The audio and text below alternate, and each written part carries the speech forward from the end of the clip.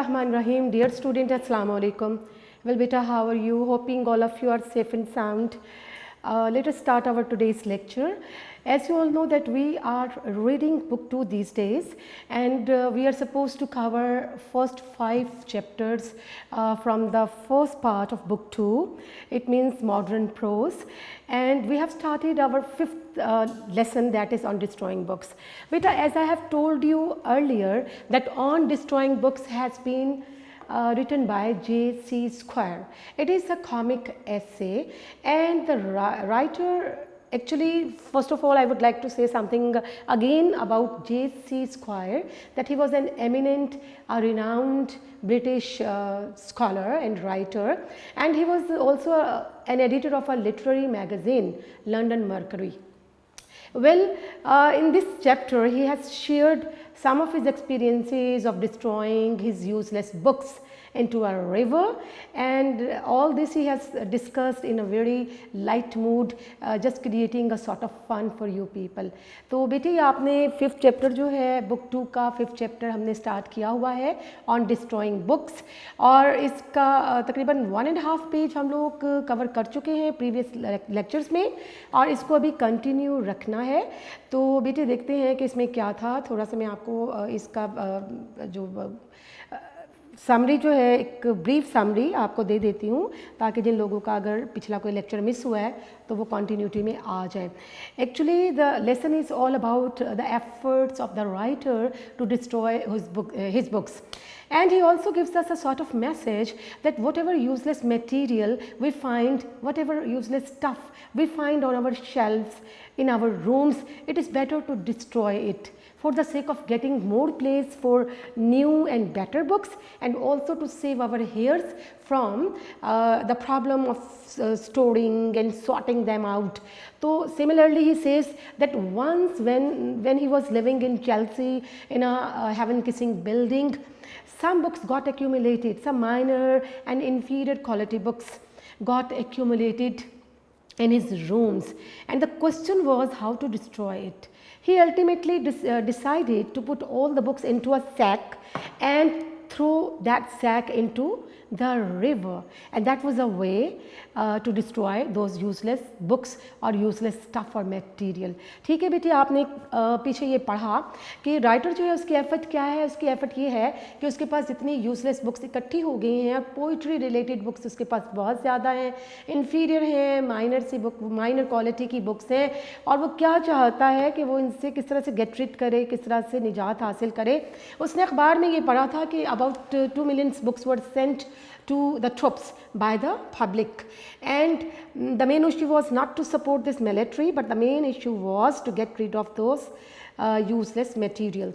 तो लोगों का मकसद क्या था, उन्होंने मिलिट्री को, ट्रूप्स को तकरीबन 2 मिलियन के करीब जो है वो किताबें डिस्पैच की. मकसद ये था कि इन किताबों से निजात पा ली जाए, जो कि ओल्ड एडिशंस थे, ओल्ड मैगज़ीन्स थे, गाइड्स टू लेक डिस्ट्रिक्ट्स थी. इसके अलावा क्या था उसमें, इसके अलावा उसमें कैलेंडर्स थे, एल्मेनिक्स थी. तो राइटर कहता है कि बेहतर है कि जो ऐसा यूजलेस मटेरियल है उससे निजात हासिल कर ली जाए. तो उसके पास चूँकि ख़ुद अपने फ्लैट में बहुत ज़्यादा पुरानी किताबें जो हैं, मैगज़ीन्स जो हैं वो इकट्ठे हो चुके थे, तो क्वेश्चन जहन में ये था कि इनसे किस तरह से एस्केप किया जाए, निजात पाई जाए. तो ultimately he decided to stuff them into a sack and throw into the river. तो डिसाइड क्या किया कि इनको एक बोरी में डाला जाए और इसको दरिया बुर्द कर दिया जाए, दरिया के सपुर्द कर दिया जाए, दरिया के हवाले कर दिया जाए, ताकि ये किताबें जो वेस्ट मटेरियल हैं वो अपने अंजाम को पहुंच पाएँ.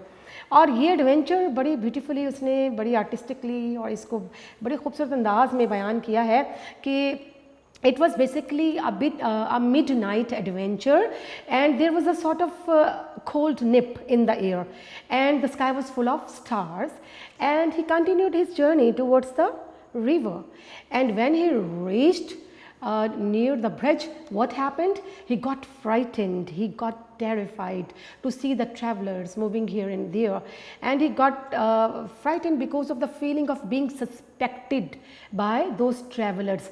तो जब वो ब्रिज के पास, चेल्सी रिवर के करीब जो ब्रिज था वहाँ पहुँचा है ताकि किताबों को डिस्ट्रॉय किया जा सके, तो क्या महसूसात थे, उसकी क्या कैफियत थी.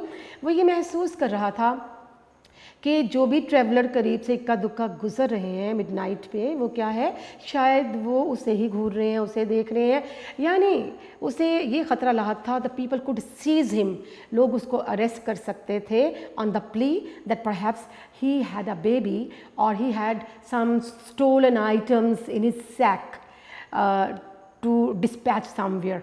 उसे ये खौफ लाहक था कि लोग शायद ये समझेंगे कि मेरी बोरी में कोई बेबी है, कोई बच्चा मैंने अगवा किया है और उसको दरिया बुर्द करने जा रहा हूँ, या कोई मैंने स्टोलन आइटम स्वैग्स हैं, स्वैग मीन स्टोलन आइटम्स है मेरे पास, और शायद मैं कहीं किसी घर से चोरी करके आ रहा हूँ और ये सारा सामान जो है वो कहीं लेकर जा रहा हूँ। तो ये सारी फीलिंग्स जो हैं ये आप पढ़ रहे हैं, बड़ी खूबसूरती से उसने बयान की है। तो बेटे हम लोग देखते हैं कि नेक्स्ट आज इसको कहाँ से स्टार्ट करना है। थोड़ा सा मैंने फीडबैक इसलिए ये दिया है ताकि आपकी कंटिन्यूटी बनी रहे इस चैप्टर के साथ। तो हम लोग बेटे ऑन डिस्ट्रॉइंग बुक्स का फर्स्ट पेज कवर कर चुके हैं। इसका जो सेकेंड हाफ है, सेकेंड पेज है, पेज नंबर 17। जी बेटे, इस पे हम देखते हैं कि आप सेकंड पैराग्राफ के तकरीबन आपने 4 लाइंस पढ़ ली थी। कहाँ तक? ड्यूमिनेशन एंड अनकंसर्न्ड, ड्यूमिनेशन एंड अनकंसर्न, और मैंने आपको वर्ड्स मीनिंग भी, इसके सिनोनिम्स जो हैं वो भी आपके साथ शेयर किए थे। तो let us continue our today's lecture. जो नेक्स्ट लाइन है उसे हम देखते हैं कि उसमें मज़ीद हमारे साथ जो है वो राइटर क्या चीज़ें शेयर कर रहा है। जी बेटा, the pedestrian came by me without looking at मी। आपने जो लास्ट टाइम छोड़ा है जहाँ पर पैराग्राफ, वहाँ पर क्या था कि ये जनाब जो राइटर है उस ब्रिज तक पहुँच गया है और वो नीचे दरिया में झांक कर देख रहा है, उसकी गहराई को माप रहा है, और वहाँ जो स्वर्ल्स हैं, स्वर्ल्स यानी वहाँ जो सर्कुलर मोशंस ऑफ वाटर है उसको वॉच कर रहा है, ऑब्जर्व कर रहा है। तो meanwhile a traveller happen to passed near him, एक जो ट्रैवलर है उसके करीब से गुजरता है। तो उस दौरान क्या फीलिंग थी? The writer started moving along the wall and giving an impression, a sort of impression to the traveler that perhaps he is engrossed in his deep thoughts। और वो क्या इंप्रेशन दे रहा है कि शायद वो अपनी किसी गहरी सोच में महव है। ठीक है जी, आगे से इसको देख लेते हैं। The pedestrian came by me without looking at me. Pedestrian mean, pedestrian होता है पासर बाय। जी बेटे, आज फिर इसके वर्ड्स मीनिंग जो है वो साथ साथ आपने यहाँ से पिक करना है। इसको मैं रिपीट भी कर दूंगी, उर्दू में भी आपको साथ साथ बताती रहूँगी। जी बेटा, आपके वर्ड्स हैं और मीनिंग है। आपके पास वर्ड क्या आ गया? फर्स्ट आपके पास वर्ड है pedestrian, pedestrian, PEDESTRIAN। Pedestrian means passer by. Passer by कौन होगा? राहगीर, करीब से गुजरने वाला।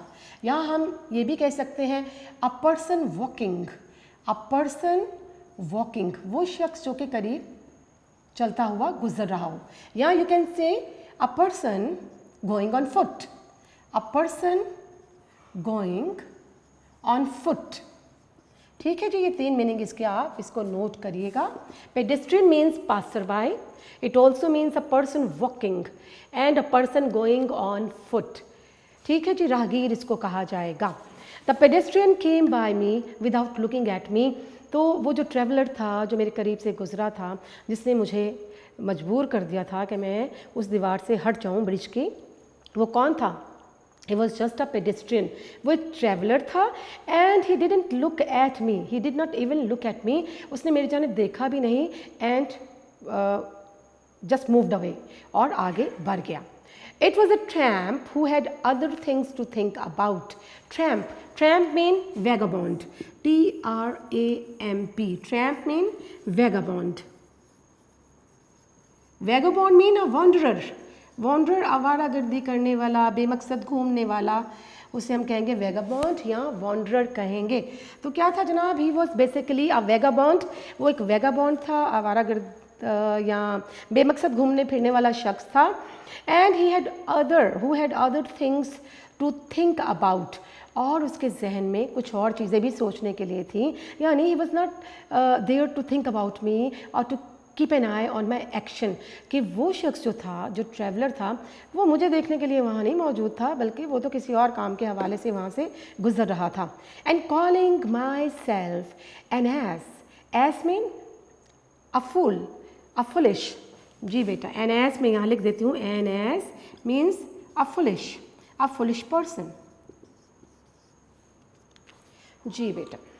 And calling myself an ass I stopped again, और अपने आप को अहमक कहते हुए मैं दोबारा से वहाँ पर रुक गया कि this person is not taking any notice of what I am doing, तो why should I pay attention to him, कि चूँकि ये जो ट्रैवलर है ये मेरी किसी एक्टिविटी में नज़र रखे हुए नहीं है तो मैं क्यों परेशान हूँ। Now for it, now for it आपके पास देखें बेटे कॉमर्स के अंदर मौजूद है। नाउ फॉर इट का मतलब now it is to be done, ultimately, finally it is to be done, यानी मैंने क्या फैसला कर लिया, नाउ फॉर इट, कि अब ये मुझे करना ही है। I thought but just as I was preparing to cast my books upon the waters, cast, to cast mean to throw, फेंकना, डालना, टू कास्ट, टू थ्रो, फेंकना।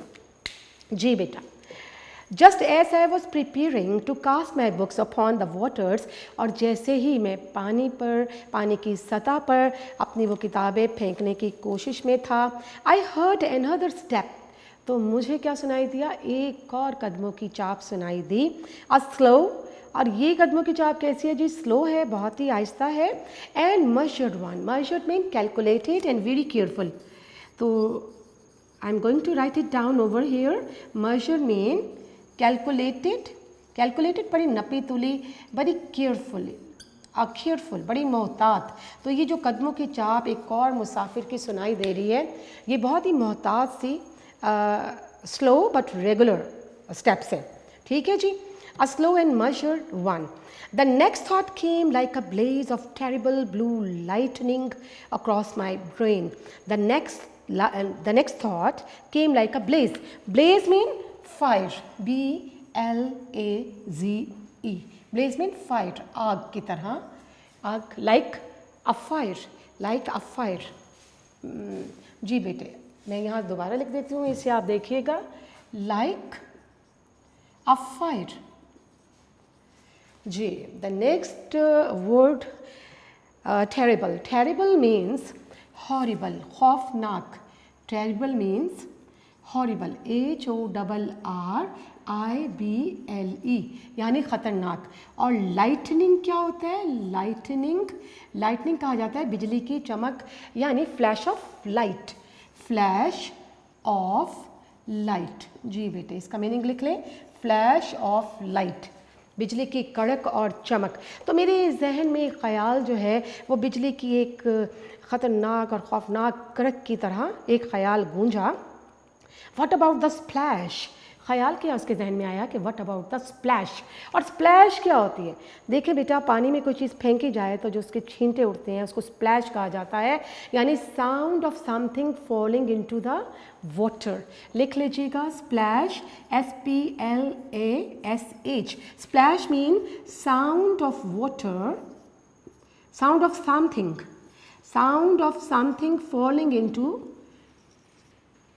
falling into the water, यानी पानी में कोई चीज़ गिरे तो उससे पैदा होने वाली आवाज़, दैट इज़ कॉल्ड स्प्लैश. यानी एक और ख्याल क्या आया कि व्हाट अबाउट स्प्लैश, कि पानी के जब छींटे उड़ेंगे, when I am going to drop this sack into the river, तो definitely there is going to be a huge splash, कि जब मैं ये बोरी, किताबों वाली बोरी जो है पानी में फेंकूँगा, डालूँगा, तो भाई बहुत छींटों की आवाज़ आएगी, पानी की आवाज़ आएगी, तो क्या होगा, जो सुनेगा वो मुझे झपट पड़ेगा, मुझ पर झपट पड़ेगा. A man leaning at mid night. Leaning mean stooping, LEANING. Leaning mean STOOPING. Stooping का मतलब झुकना, ठीक है जी, नेल्ट, झुकना. A man leaning at midnight over the embankment wall, कि एक आदमी जो कि दरिया के पुश्ते के पास, दरिया का जो पुश्ता, मैंने आपको एम्बैंकमेंट के बारे में बेटे लास्ट लेक्चर में डिटेल बताया था कि एम्बैंकमेंट क्या है. Basically embankment means a concreted और low stone wall, a low concreted wall to avoid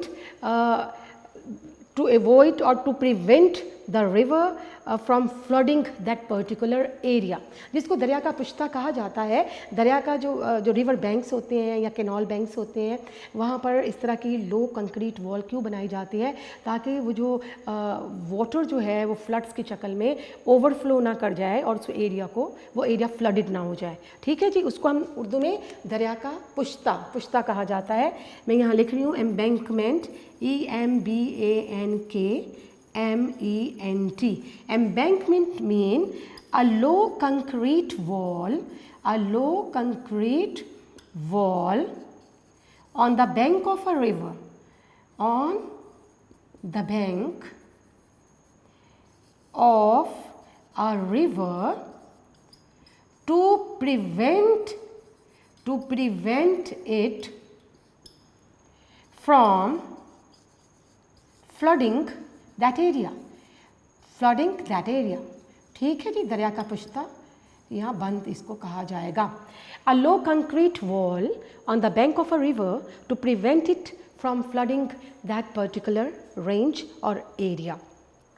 तो जनाब क्या सोच रहे हैं कि a man leaning at midnight over the embankment, all of a sudden a fling of his arm. Fling, what does it mean? Fling means a movement, a jerk, a twist। तो बेटे आपके पास ये वर्ड्स आ गए, यकीनन आपने लिख लिए। Pedestrian, passer पाए, अ person walking, a person going on foot, राहगीर, पैदल चलने वाला। ट्रैम्प मीन वैगाबॉन्ड, वॉन्डरर, यानी रात को बिला मकसद घूमने फिरने वाले आवारागर्द लोग। एनएस मीन अ फुलिश, अहमक शख्स। टू कास्ट, टू थ्रो, फेंकना। मेजर मीन कैलकुलेटेड, केयरफुल, मोहतात और नपातुला। ब्लेज लाइक अ फायर, आग की तरह। टेरिबल, हॉरिबल, खौफनाक। Lightning mean flash of light, यानी बिजली की कड़क या गरज। Splash mean sound of something falling into the water, पानी में कोई चीज़ गिरने से उड़ने वाले छींटे। लीनिंग मीन स्टूपिंग, झुका हुआ होना। Embankment, a low concrete wall on the bank of a river to prevent it from flooding that area, कि दरिया के किनारे या नहर के किनारे वो लो वॉल जो कंक्रीट फॉर्म में है, और इसका मकसद क्या है कि पानी जो है ओवरफ्लो ना करे और उस एरिया को फ्लडेड ना कर सके। ठीक है जी, नेक्स्ट मीनिंग बेटे आपको लिख के दे रही हूँ। अब मैं इसको अरेज करती हूँ ताकि मज़ीद जो है आपके साथ वर्ड्स पढ़ने के दौरान शेयर किए जा सकें।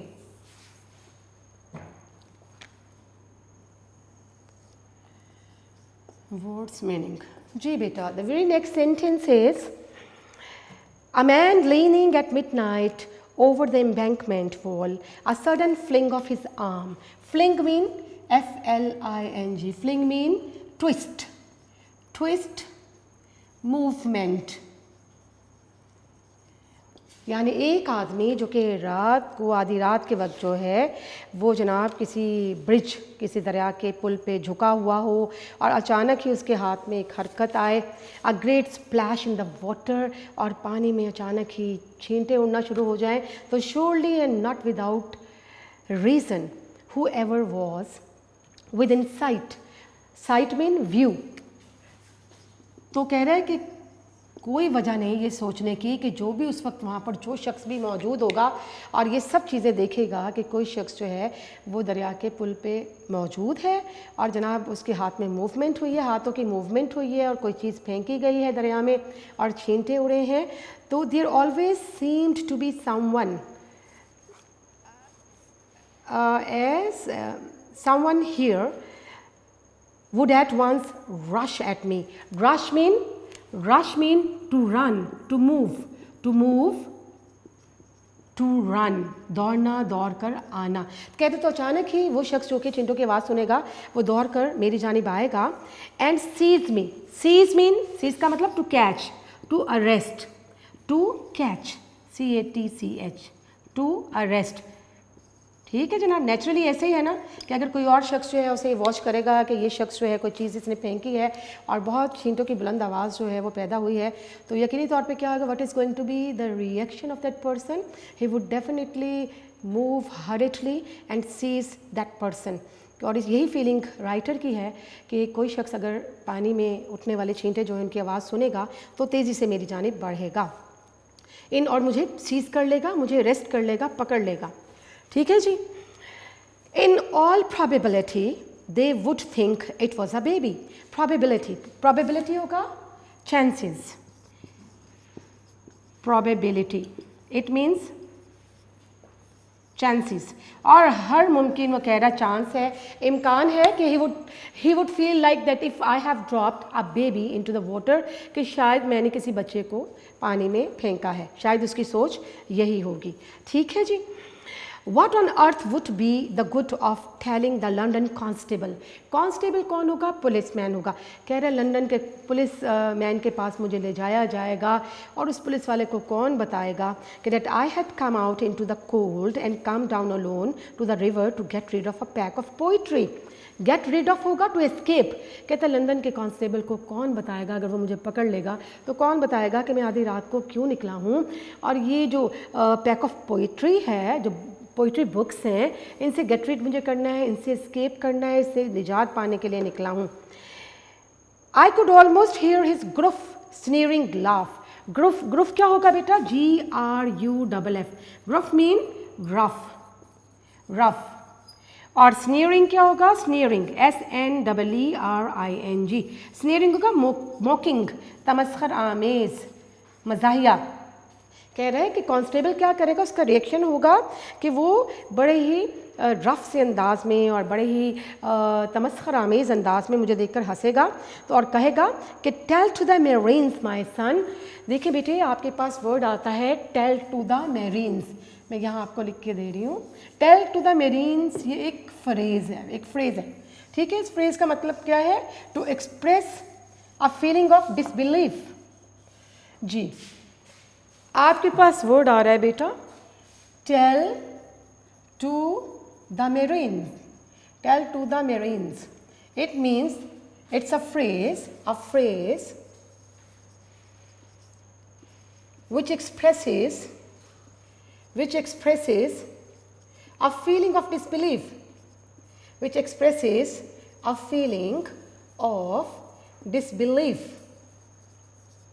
ठीक है जी। तो कह रहे कि वो कांस्टेबल जो है जब वो मुझे पकड़ेगा तो वो मुझे क्या कहेगा कि you tell that to the marines my son, कि मेरे बेटे जाके किसी और को बेवकूफ़ बनाओ, to make someone else a fool, to make someone else a fool. It also means to make someone a fool, कि जाओ बच्चे किसी और को जाके बेवकूफ़ बनाओ। ये कांस्टेबल का रिएक्शन क्यों होगा कि वो मेरी बात पे यकीन ही नहीं करेगा कि मैं इस सर्द रात में किताबों से निजात हासिल करने के लिए पहुंचा हूँ। So far I do not know how long I strayed up and down. Strayed means stroll. Strayed means strolled, चहलकदमी करना। To move from this place to that, चहलकदमी करना। कह रहा मुझे याद नहीं पड़ता कि मैं कितनी देर तक वहाँ पर आगे पीछे चलता फिरता रहा हूँ उस ब्रिज पे डर की वजह से। Increasingly fearful of being watched, और मुझे क्या, मैं fearful horrified, मैं खौफज़दा था किस चीज़ से? of being watched, कि कोई मुझे देख ना ले।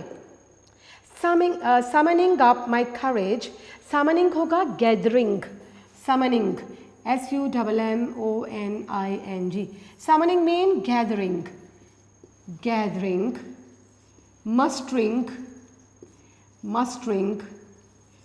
मुश्तमा करना, जमा करना। तो कहता है जनाब आपको कि summing up my courage to take the plunge. To take the plunge क्या होगा? To take the plunge idiom है आपका। It means to take a decision, और जनाब मैं अपनी हिम्मत जो है मुश्तमा करता रहा, मैं अपने अंदर हिम्मत पैदा करता रहा कि कुछ फ़ैसला कर पाऊँ। And quailing from it at the last moment. Quailing मतलब drawing back. Quailing means drawing back, पीछे हटना। टू बी अफ्रेड ऑफ, खौफज़दा हो जाना। टू बी अफ्रेड ऑफ, ठीक है जी। Drawing back, to be afraid of, खौफज़दा हो जाना, पीछे हटना। तो अब हमें क्या बताया जा रहा है? वो कह रहा है कि वो वो तमाम जो एक तरीक़ाकार था उसका दरिया में वो किताबें फेंकने का, उससे वो क्विल कर रहा था, उससे वो पीछे हट रहा था, खौफज़दा था। But now he decided to muster up his courage. लेकिन अब उसने डिसाइड क्या किया है कि वो अपनी जो करेज है, अपनी हिम्मत को मुज्तमा करेगा। ठीक है जनाब। At the last moment, at last I did it, और आखिर क्या हुआ, he was able to drop that sack into the river. उसने ये काम कर डाला। In the middle of the Chelsea Bridge, और फिर हमें वो चेल्सी ब्रिज के हवाले से कुछ इन्फॉर्मेशन दे रहा है कि चेल्सी ब्रिज जो है उसके मिडल, जहाँ तक वो पहुँच पाया था, वो कैसी जगह थी कि in the middle of the Chelsea Bridge there are projecting circular bays. Projecting क्या होगा बेटा, देखिए आपको मज़ीद जो है वो मीनिंग में लिख के देती हूँ। Projecting,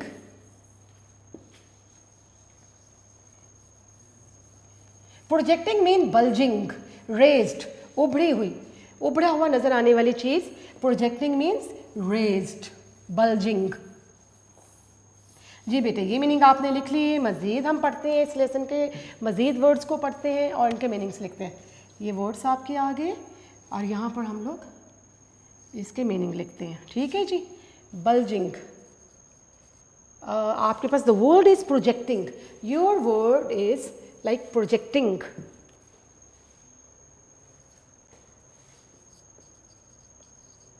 Projecting means bulging. It means bulging. Bulging क्या होगा? Bulging means raised, उभरा हुआ। Circular क्या होगा? In a shape of a circle. In a shape of a circle. ठीक है जी। तो हमें बताया जा रहा है आर प्रोजेक्टिंग सर्कुलर बेस।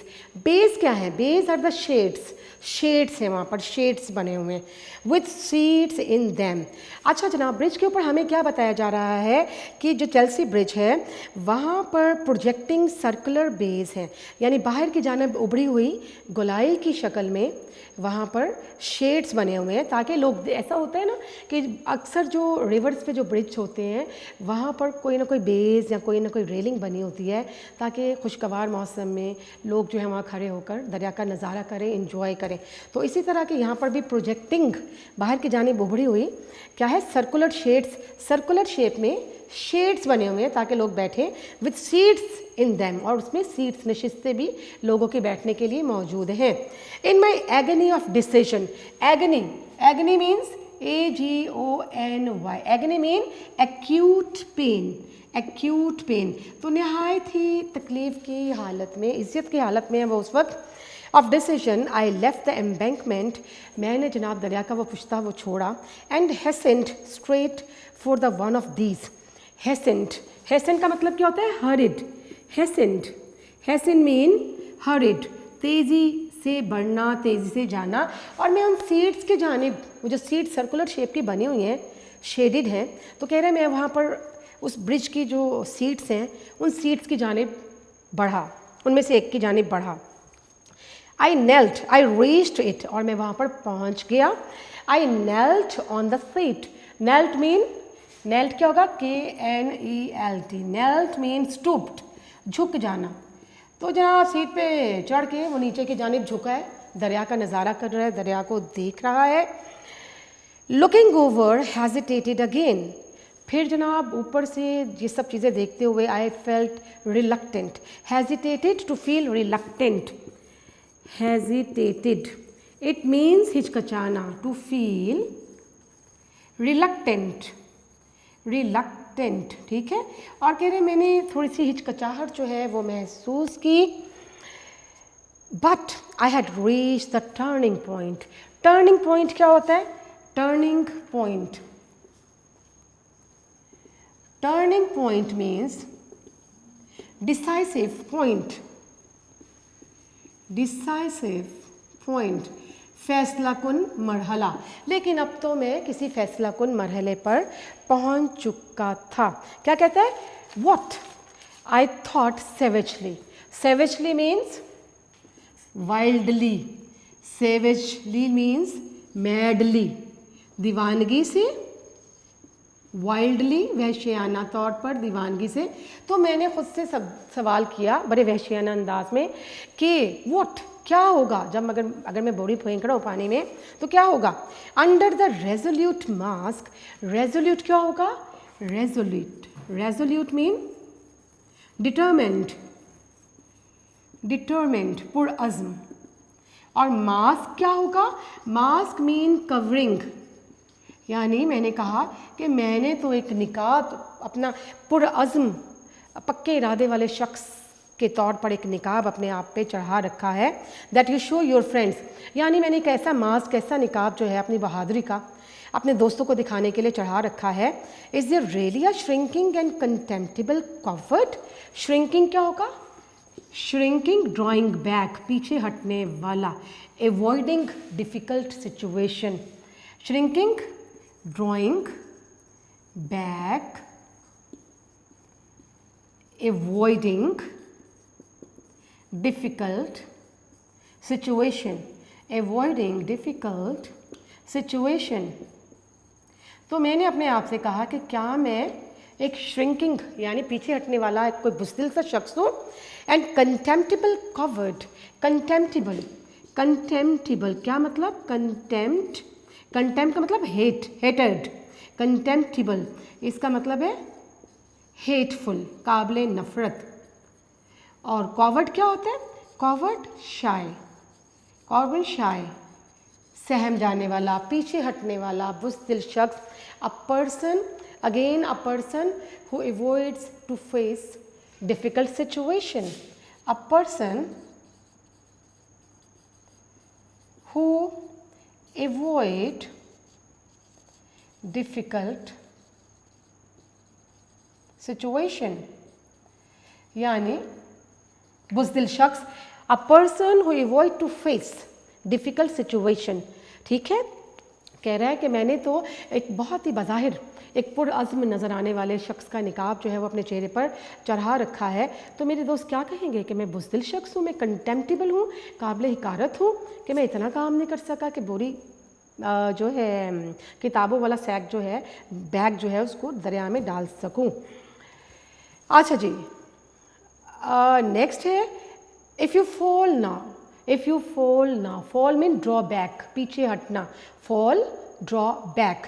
तो मैंने अपने आप से क्या कहा है कि if you fall now you must never hold your head up again. To hold one's head up, इसका मतलब क्या है? To lead a respectable life. To hold one's head up means to respect, to spend a respectable life, to spend a proud life, कि काबिल इज़्ज़त ज़िंदगी गुजारना। तो कहते हैं मैंने अपने आप से कहा कि अगर मैं अब पीछे हटा, अगर मैं इस बात से पीछे की जानिब हटा तो यकीनी तौर पर मैं इज़्ज़त से ज़िंदगी गुजारने के काबिल नहीं रहूँगा, मुझे बड़ी शर्मिंदगी का सामना करना पड़ेगा। तो I have to do something to drop this sack into the river. Anyhow what if you are hanged for it? Hanged मतलब put to gallows, put to gallows. मैं यहाँ आपको मज़ीद लिख के देती हूँ बेटी वर्ड्स।